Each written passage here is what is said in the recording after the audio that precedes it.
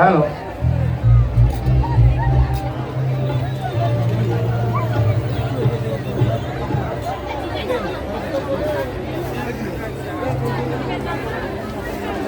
Sir, Hanasari Binari, ada Hanasari Kalsum Romani Kolo yang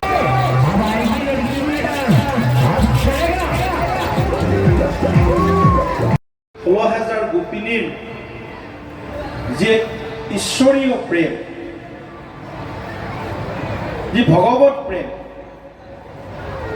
সেই প্ৰেমৰ নাম, সেই উৎসৱৰ নাম ৰাস মহোৎসৱ। আৰু সনাতনী সত্তাটোত ভগৱান শ্ৰীকৃষ্ণৰ প্ৰথমে মই শ্ৰী শ্ৰী ৰাস মহোৎসৱৰ আন্তৰিক আধ্যাত্মিক শুভেচ্ছা জ্ঞাপন কৰিছোঁ সমূহ সনাতনীলৈ।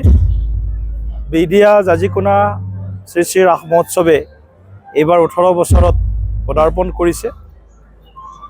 এই ৰাস মহোৎসৱৰ জৰিয়তে বৃহত্তৰ আমাৰ এই বেদিয়া জাজিকোনা অঞ্চলত আধ্যাত্মিক, ধাৰ্মিক, সামাজিক, সাংস্কৃতিক চেতনা শক্তিৰ উত্তৰণ ঘটাবৰ কাৰণে এই ৰাস সমিতিয়ে যি ধৰণৰ শৃংখলাবদ্ধ প্ৰয়াস, এই প্ৰয়াসক মই পোনপ্ৰথমে ধন্যবাদ জনাইছোঁ, কৃতজ্ঞতা জনাইছোঁ, প্ৰশংসা কৰিছোঁ।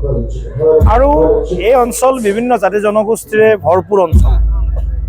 আৰু আমাৰ যিটো সনাতনী সত্তা, এই সত্তাটোত আমাৰ উপাসনা পদ্ধতি ভিন্ন ভিন্ন, কিন্তু উপাসনা পদ্ধতি ভিন্ন হ'লেও মূল সুঁতি আমাৰ চিহ্ন নহয়।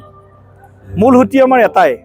গতিকে মূল সুঁতিৰ লগত থাকি সনাতনী সত্তাটো শক্তিশালী কৰাৰ এয়া খুব গুৰুত্বপূৰ্ণ এটা সময়।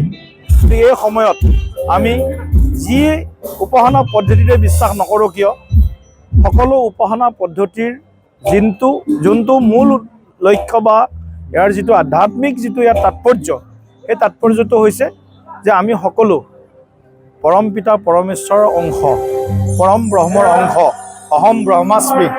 গতিকে ব্ৰহ্মৰ অংশ হিচাপে এই পৃথিৱীত গোটেই শক্তি আছে, শুভ শক্তি, অশুভ শক্তি, দেৱ শক্তি, দানৱ শক্তি।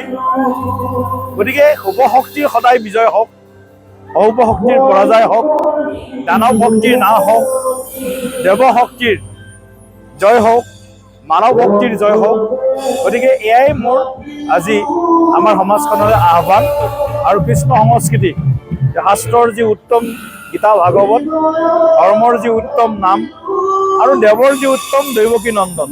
গতিকে দৈৱকী নন্দন ভগৱান শ্ৰীকৃষ্ণই প্ৰতিগৰাকী ব্যক্তিৰ জীৱনলৈ সুখ, শান্তি আৰু সমৃদ্ধিৰ মংগল আশীৰ্বাদেৰে ধন্য কৰক। এয়াই আজিৰ দিনটোত মোৰ আহ্বান।